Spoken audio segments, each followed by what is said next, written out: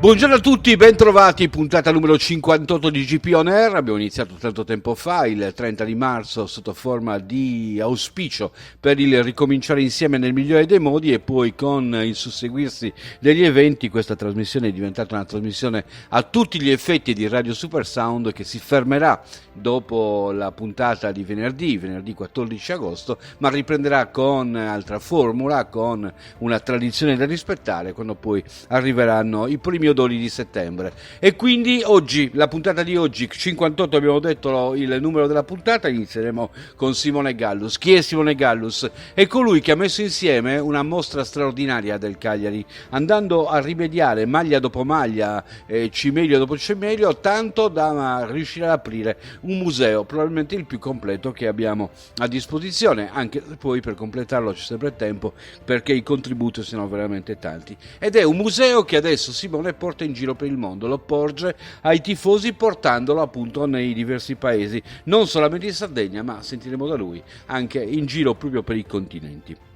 Proseguiremo con una visitina alla nostra redazione, busseremo per trovare Andrea Sanna, che ci farà il solito resoconto, soprattutto sulle novità del rap che ha sempre delle radici profonde in Sardegna, e conosceremo due nuove iniziative, una più bella dell'altra, e ci permetteranno di avvicinarci ulteriormente a questo mondo musicale che sembrava dovesse essere solamente dei più giovani, ma che invece secondo me ha tante caratteristiche che possono appassionare anche quelli tardoni come il sottoscritto. E chiuderemo con Pierluigi Salis, è il tecnico della Full Time, stiamo parlando di nuoto, perché ci sono stati i campionati regionali e perché i nostri ragazzi hanno immediatamente proposto dei record sardi, si sono ripresentati in splendida forma, qualificandosi per le fasi nazionali. Sentiremo da Pierluigi Salis, che è anche il responsabile della commissione tecnica del comitato della Federazione Nuoto. Sentiremo da lui lo stato di forma del nostro nuoto, insomma, come è andata anche la manifestazione che si è svolta nei giorni scorsi a Lufangazzo, nella piscina di Lufangazzo. Tutto questo tra poco in GP On Air. Non lasciate il nostro canale, state sempre lì sintonizzati.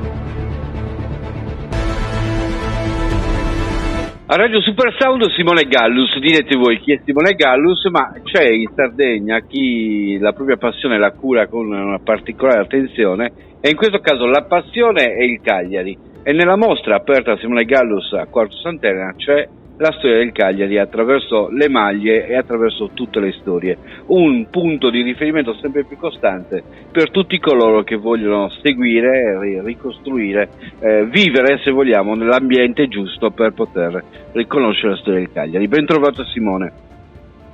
Grazie a voi. Simone, mai come in questo periodo, dopo un'apertura lenta, c'è stato il decollo della tua mostra, perché sempre più la stanno riconoscendo come effettivamente una delle mostre più complete, forse la più completa in assoluto, che riguarda il Cagliari. Tanti calciatori, tanti giornalisti, l'attenzione anche dei media nazionali. Sì, assolutamente sì. Finalmente dopo un periodo di, collezione privata, abbiamo dato una casa a questo museo.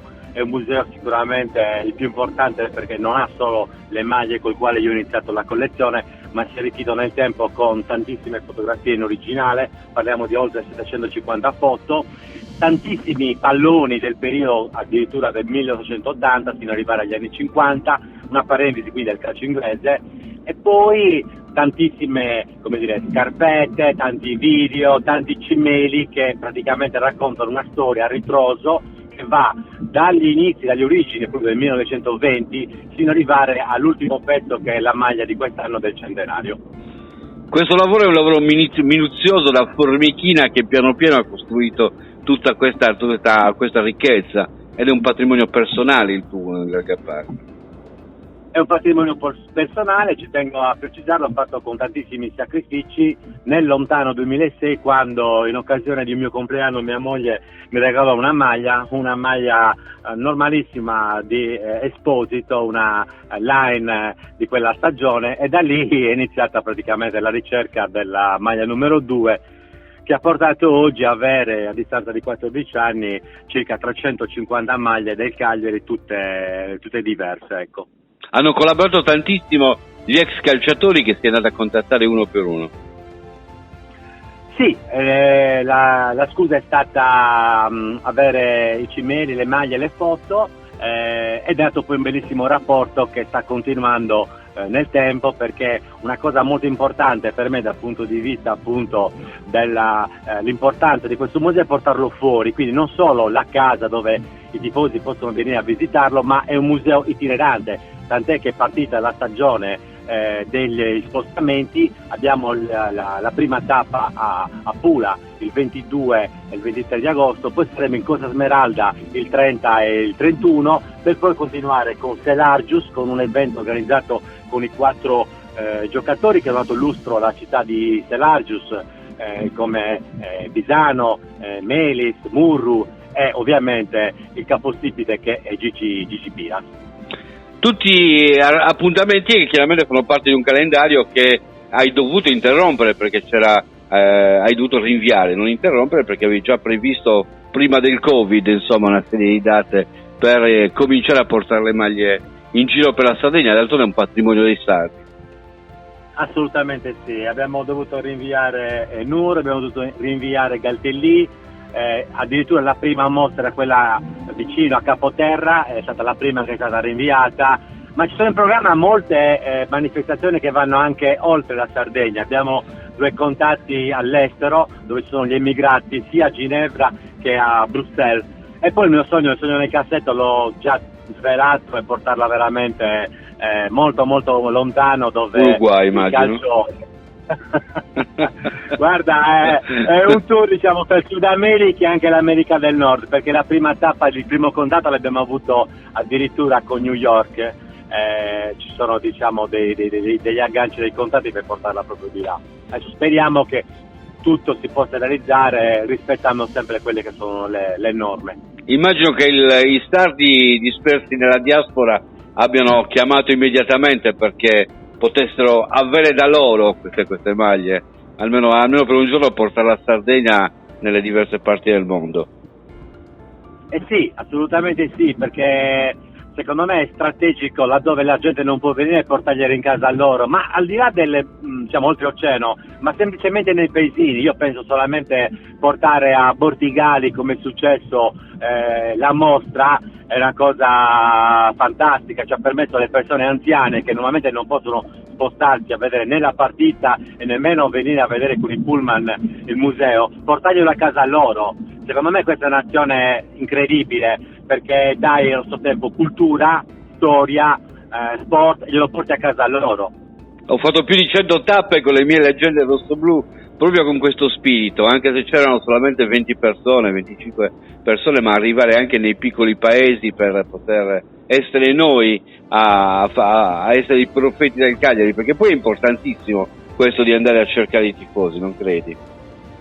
Assolutamente sì, è un percorso inverso, cioè noi non possiamo essere la casa che ospita soltanto, ma è una casa che si muove, perché così permette anche a chi veramente, come detto prima, non si può spostare, a portarglielo in casa, e poi dà lustro al paese, alla città che organizza, per cui non è la solita banda musicale che suona, la solita esposizione, ma è, diciamo, insieme una cosa nuova, una novità, paradossalmente nell'anno importante, nell'anno del centenario, nell'anno dei 50 anni della vittoria dello scudetto, quindi cercando di concentrare tutto quanto questo da adesso che stiamo partendo con le prime tappe fino a fine anno. È importante anche per scovare dei pezzi che magari non hai, perché sappiamo che gelosamente nelle case dei sardi qualche cimelio è stato conservato e molte volte siamo quasi neanche noi a conoscenza, insomma, di quello che si può trovare. Ecco, invece consapevolmente c'è qualcosa che ti manca e che vorresti avere? Assolutamente sì, e quello che hai detto tu è vero, perché le mostre fuori, al di là di portare a casa loro la storia raccontata attraverso le maglie, i cimeli, le foto, i video soprattutto, mi ha permesso di aumentare la collezione per chi più chi meno è riuscito a dare il proprio contributo, arricchendo la collezione, che era già importante. Mancano pochissimi pezzi, perché onestamente dal 63 in giù li abbiamo praticamente quasi tutte. Manca una maglia del 64, una maglia dell'80, ma spero di riuscire a breve, perché non sono maglie impossibili, di poterle inserire nel nostro organico. Benissimo Simone, questo tour andrà certamente a privilegiare questa collezione che va assolutamente completata. Stiamo cercando anche di portare iniziative personali, non so, avrai parlato con Sandro Angioni di quelli che sono i calchi che è riuscito a realizzare Tonino Ruggeri, molto belli a vedere, dedicati ai giocatori dello scudetto. Magari anche quelli finiranno per essere parte della collezione in un museo che sarà sempre più ricco, ne sono convintissimo. Io ti ringrazio intanto dell'iniziativa, ti ringrazio della disponibilità e in bocca al lupo per la tua attività, e grazie per quello che fai per il Cagliari, perché indirettamente è un patrimonio che finisce per valorizzare la nostra storia e la storia del Cagliari, per fare in modo che i tifosi crescano e si sentano più appassionati che mai. Sì, è vero, è centrato. Per me nasce da un discorso un po' egoistico, perché tutti i collezionisti alla fine vogliono dare una casa alla propria collezione, però nello stesso tempo, facendo questo, ho dato visibilità, lustro alla società, penso indirettamente, perché non importa che lo faccia la società, un privato, un appassionato, l'importante è che qualcuno lo faccia. Questo qualcuno sono io. Sono contento, non arriva sicuramente da una mente o da un grosso contributo di una holding straniera, ma arriva da un sardo, da una persona che il calcio non l'ha visto, anzi gli veniva fatto odiare dal papà perché gli scoppiava il pallone, ma da 15 anni, folgorato da una maglia che ha visto in curva a Riostea, ha pensato di, se avesse avuto un giorno la possibilità, creare una cosa importante non solo per se stesso ma per tutti i tifosi. Penso di esserci riuscito, spero che tutti quanti siano soddisfatti di quello che abbiamo fatto. Io ringrazio voi per questo contributo che dà ancora di più la possibilità di far conoscere il Museo Rossoblu, che ricordo è a Quartu, in via 67-79. Basta anche una prenotazione per la visita, o perlomeno per chi vuole portare nella propria città, nel proprio paese, il tour è partito, e quindi andiamo a trovare. Vi ringrazio Vittorio, ringrazio tutti i nostri radioascoltatori e vi saluto. Grazie Simone, buona giornata. Grazie a te, a presto, ci sentiamo, ciao, arrivederci. Ciao.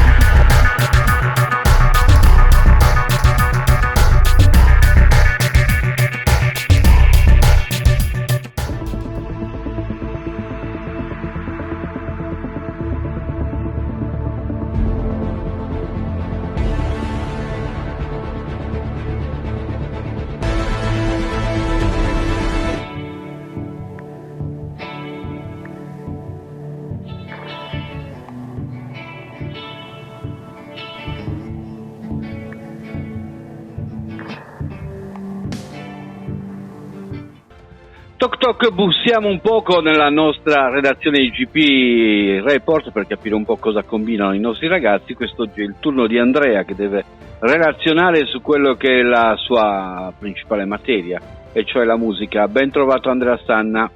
Ciao a tutti. Allora, cosa hai preparato quest'oggi?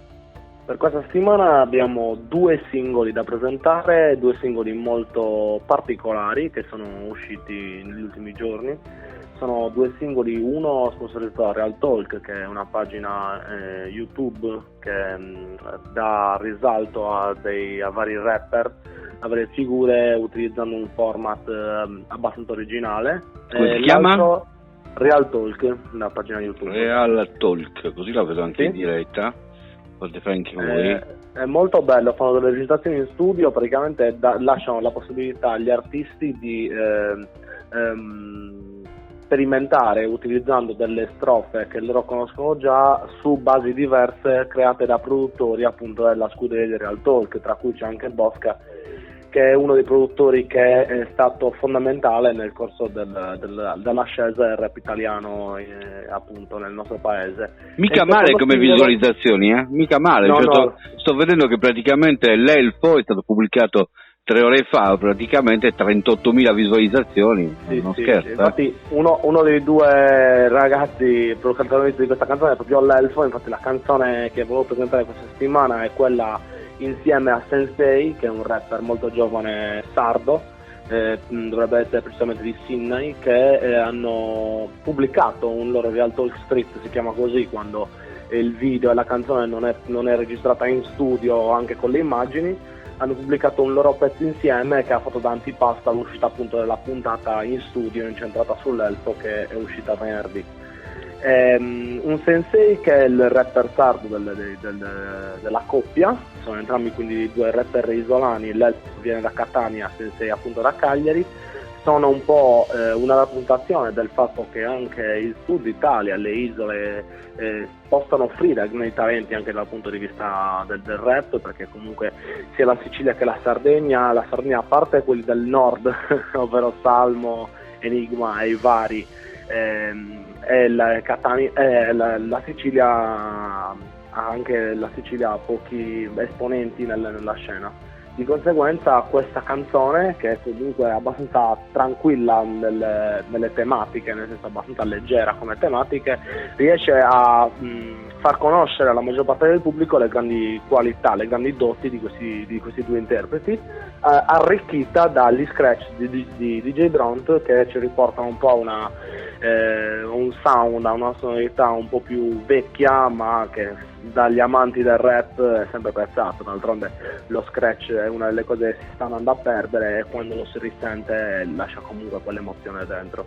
Perché si è perso un po' come quando... Sì, lo scratch era la tipica skills del DJ, quando si bloccava i dischi e li faceva passare da un disco all'altro per creare delle... Siamo noi padri, Andrea, cioè ricordati che queste cose sono nate quando c'era il vinile, quindi si giocava col vinile, quel panno sotto che muovevi direttamente il piatto, era una cosa... Ora vedo che si fa con la tecnologia, si riesce a fare anche in modo digitale, però allora era proprio un fatto fisico, materiale, cioè dovevi beccare proprio la scanalatura giusta. Esattamente, ma infatti è questo il bello, questo è il problema del fatto che si sia perso lo scratching, perché comunque tu ogni volta che tu stai facendo un live, ogni volta che tu stai facendo una serata, un'esibizione, puoi creare qualcosa di unico nel suo genere, perché è sempre diverso, è un freestyle del DJ che riesce a intrattenerti con le sue abilità.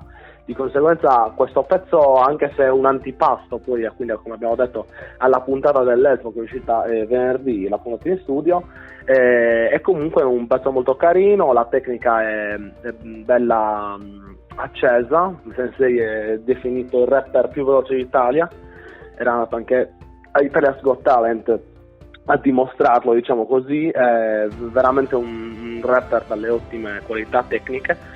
L'Elfo non è da meno, anche se l'Elfo unisce anche un po' più di cultura siciliana nelle sue rime, che ne sono un po' più impregnate. Quindi il più veloce è quello che è il nostro sardo? Sì, è il più veloce, forse in Italia sì, è il più veloce, perché scandisce molto, è sicuramente tra i più veloci, mettiamola così, non diamo premi a prescindere senza aver visto le statistiche, i dati, però sicuramente uno dei più veloci. Sensei ha un'ottima tecnica ed è un buonissimo protetto, perché noto che lui ha un carattere molto self-made, cioè si fa da solo. Anche Real Talk, non è stato Real Talk a farsi notare, è messo lui a dire: oh, notatemi perché io sono veramente bravo. Infatti gli abbiamo concesso una puntata proprio per questo, perché aveva lanciato questa stira.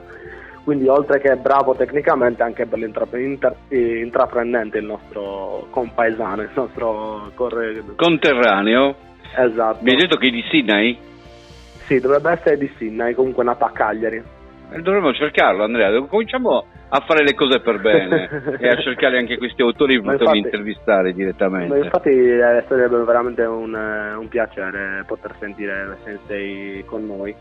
L'altro pezzo di cui volevo parlare quest'oggi è Bianco Gospel dell'artista Jimmy Tights, è un sono due pezzi in realtà, sono racchiusi in un solo video. Bianco Boss? Bianco e Gospel sono i due titoli dei pezzi che vengono racchiusi in un unico video, in un Bianco canzone. Gospel, andiamo a vedere. Jamie Tights, Mace? Sì, Mace è il produttore. E il videomaker è Manuel Marini. Perché dico questi tre nomi? Perché il progetto nasce da un viaggio che questi tre hanno fatto in Mozambico a gennaio, un viaggio che era destinato semplicemente a un viaggio di piacere, e poi si sono ritrovati grazie alle loro passioni a creare qualcosa. Mace è un ottimo produttore con delle sonorità molto originali, molto ricercate. Jamie Tights non ha bisogno di presentazioni per chi conosce il rap italiano, e Manuel Marini è un ottimo videomaker che tra l'altro cura anche tanti progetti dei rapper più in voga in questo momento. Si sono ritrovati appunto in Mozambico, hanno deciso di scrivere questo pezzo, di creare questo pezzo, addirittura anche con una finalità benefica, perché tutti i proventi dati a questo pezzo, da questo pezzo sia su YouTube che su Spotify che su tutte le piattaforme, vengono devoluti a un'associazione che da 55 anni cerca di combattere il sottosviluppo nei paesi africani. Quindi, anche questo video, Michele, intanto bello il video, lo sto vedendo mentre tu stai parlando, con parecchie visualizzazioni, siamo intorno alle 700.000 visualizzazioni, è stato pubblicato praticamente il 28 luglio scorso, sì, molto molto bello peraltro. Sì, davvero fatto bene, per quello Manuel Marini è davvero un ottimo videomaker, riesce a creare delle situazioni, delle immagini molto forti, molto suggestive, che ti rapiscono e ti lasciano convinto.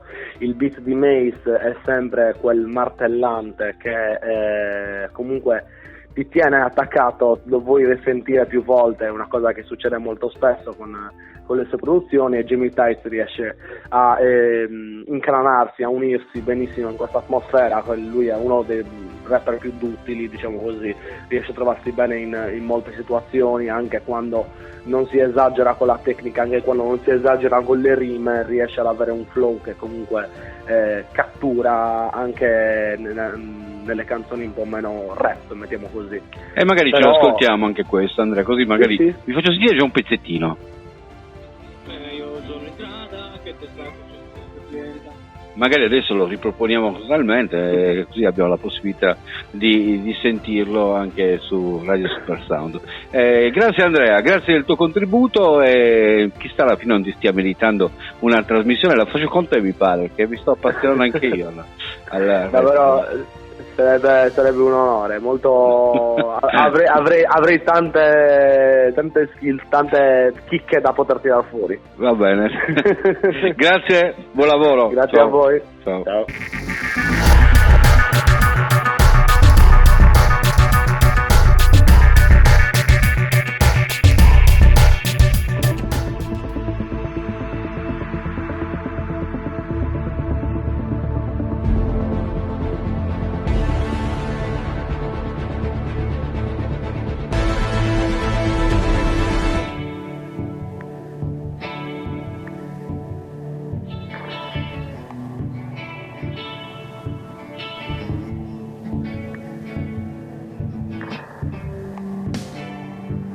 A GP Report ancora sport, ne parliamo con Pierluigi Salis di quelli che sono stati i campionati sardi che sono valsi anche per le qualificazioni a quelli che sono i campionati nazionali, con tanti bei risultati, soprattutto in evidenza all'Uffangazzo, 3 atleti dello sport full time, e Pierluigi Salis, oltre a essere tecnico full time, è anche responsabile della commissione tecnica sarda, chiaramente del nuoto. Ben trovato Pierluigi. Ben trovato a te, grazie per aver dato un po' di risalto anche al movimento del nuoto che ne ha bisogno. Assolutamente, è una cosa che faremo costantemente, lo abbiamo fatto nel periodo di chiusura, lo faremo anche ora che è ripresa l'attività. È un'attività che ha visto subito i nostri ragazzi esprimere quella voglia che avevano probabilmente di riprendere a nuotare, anche con dei bei risultati, perché non è scontato che dopo tanti mesi di difficoltà in cui hanno nuotato a secco fosse così semplice poi ritornare subito a buoni risultati. Sì, assolutamente. Diciamo che la manifestazione, come dicevi tu, è andata anche un po' oltre quelle che erano le aspettative. Cioè i ragazzi hanno fatto dei bei risultati, la manifestazione comunque è stata conclusa con 4 record regionali, delle belle prestazioni individuali di alcuni atleti, è comunque un movimento che si vedeva, aveva voglia di riprendere, di riconfrontarsi e di rimettersi un attimino in gioco. È stata una... sì, prego. Vai, no, dicevo che poi alla fine i nomi dei ragazzi che sono venuti fuori sono comunque nomi che poi li collocano anche tra i primi posti a livello nazionale nelle graduatorie giovanili, quindi comunque delle prestazioni interessanti di rilievo nazionale. Ricordiamoli questi nomi: Anna Conti, Francesca Secchi, Anna Conti nei 400 misti, Francesca Secchi nei 100 delfino, Enrico Pugedo nei 100 e 200 rana, Alice Maggioni della Green Alghero, i primi 3 fanno parte della tua società full time, della Green Alghero 50 stile, e Samuele Congia dell'Antares Inglese a 50 e 100. A questi va aggiunto anche Fabio Dalù, che ha ottenuto il pass per i campionati con 2 primati sardi negli 800 e nei 1500 stile libero, ma non parteciperà ai campionati italiani, ma per una sua scelta. Infatti l'atleta dell'Esperia dal 18 al 21 sarà impegnato con gli italiani assoluti di fondo nei mari toscani. L'elenco è giusto? Sì, l'elenco è giusto, aveva anche il tempo per partecipare al 7 colli Massimo Lai della Promojet, che anche qua aveva fatto delle belle gare, però Massimo ha deciso comunque di non partecipare a Roma e di riprendere un po' prima la preparazione per concentrarsi poi sull'anno 21, quindi diciamo che sono scelte un attimino un po' diverse. Lui ha preferito col suo allenatore fare questa scelta e non verrà a Roma e inizierà un po' prima la preparazione per il 2021.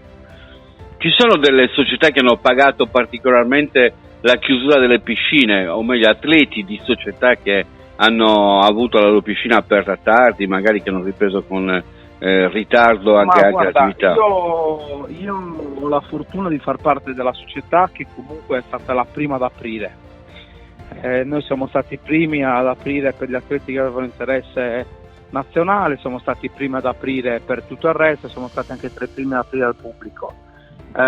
Diciamo che rispetto alle società di Cagliari siamo partiti con almeno 15 giorni di vantaggio, perché qualcuno ha aperto anche dopo, perché comunque sai, molti presidenti, molti gestori comunque vedevano la cosa come molto molto complicata da farsi, perché le regole, la temperatura, le autocertificazioni, gli interventi negli spogliatoi comunque richiedevano un dispendio di denaro abbastanza importante in una fase iniziale, ma soprattutto ti esponevano ad eventuali rischi che giustamente anche molte persone non si hanno voluto prendere in una fase iniziale, hanno voluto aspettare un attimino per capire l'evoluzione del Covid, l'evoluzione della situazione, e poi hanno deciso di aprire un pochino dopo. Secondo te questo ha ridotto, c'è stata una conseguenza? A queste gare mancava l'Atlantide Elmas, cioè l'Atlantide Elmas, che è stata una delle ultime società a riprendere, hanno ritenuto opportuno non venire a gareggiare. L'Antares Iglesias è venuta solo con 5-6 ragazzini in confronto ai 30-35 che di solito porta alle altre manifestazioni, quindi qualche numero è mancato, però secondo noi era giusto ripartire come comitato, e alla fine abbiamo avuto ragione perché i ragazzi erano molto contenti.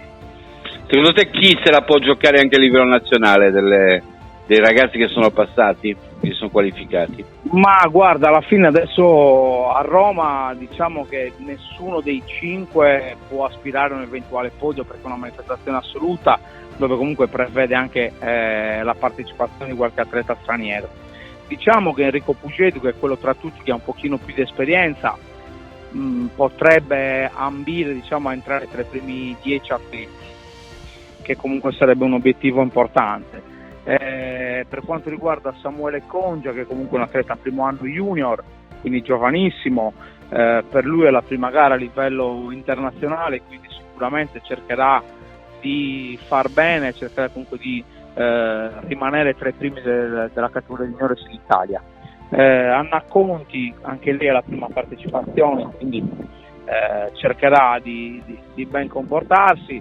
Francesca Secchi, diciamo che insieme a Pugedu è quella con più esperienza, viene dalla maturità, quindi oltre allo stop del Covid ha aggiunto uno stop abbastanza lungo per la maturità, quindi diciamo che da lei non ci aspettiamo grandi cose, verrà lì giustamente per onorare la manifestazione, però con obiettivi non sicuramente di alto livello. Come riprende il resto del calendario, Pierluigi?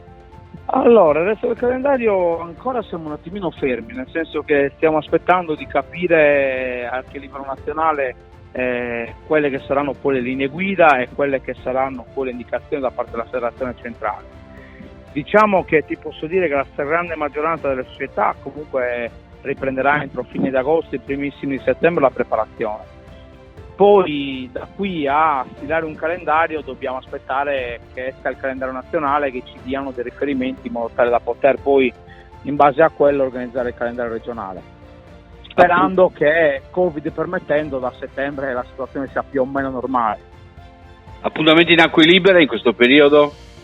Ma Acque Libere ho visto che il circuito sta lavorando con un po' di ripresa, ci sono state adesso le gare fatte a Cagliari, questo fine settimana so che ci sono altre gare nella zona di Tortolì se non sbaglio, qualche altro appuntamento, adesso c'è, come hai detto tu, dal 18 al 21 ci sono i campionati nazionali e ho visto che si sta organizzando qualche altra tappa a fine estate anche in Sardegna. Diciamo che il calendario in Acque Libere ha avuto la possibilità di svolgere manifestazioni in maniera un pochino più semplice, quindi piano piano anche lì i organizzatori stanno riprendendo coraggio e fiducia e stanno riorganizzando le manifestazioni. Ultima cosa, dal punto di vista strettamente tecnico, tu che sei un preparatore, sei un tecnico appunto, questo stop, cioè il fatto che i ragazzi non abbiano nuotato per lungo tempo, sapendo quanto è importante la quotidianità dell'allenamento, quanto può aver inciso realmente nelle loro potenzialità? Ma guarda, alla fine io penso, ha inciso sicuramente un po', però ha inciso molto di più da un punto di vista psicologico, nel senso che qualcuno se l'ha lasciato andare, qualcuno non ha neanche ripreso, perché poi alla fine il nuoto diventa una routine quotidiana inserita tra la scuola e tutto il resto della vita, no? Quindi, perché comunque ci si allena tutti i giorni, ci si allena 2 ore e mezza al giorno, si diventa un meccanismo vizioso al quale ti abitui, lo fai con passione per l'obiettivo. Quando questa catena si è interrotta, qualcuno dei ragazzi ha iniziato a capire che forse lo faceva più per abitudine che non per passione, e quindi in questa fase qua qualcuno ha deciso di interrompere.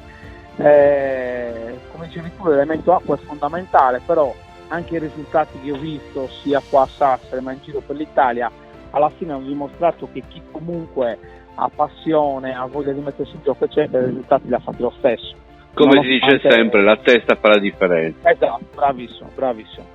E in tutti gli sport così, in effetti, Pierluigi, che poi è quello che fa la differenza a parità di capacità di nuotare, al pari di capacità fisiche, e poi la differenza sostanziale lo fa la testa, esatto. lo fa la determinazione. Abbiamo avuto la fortuna di aver organizzato un evento con il grandissimo campione Filippo Magnini, e Filippo Magnini ha 38 anni, adesso si rimette in gioco e comunque lui dice: io nuoto perché per me il nuoto è la vita, perché in acqua sto bene, mi impegno e non capisco, diceva ragazzini, come voi già a 13-14 anni possiate essere stufi di fare quello che fate. Quindi lui dice: se siete stufi è perché vuol dire che la passione, la determinazione non è così forte come credete.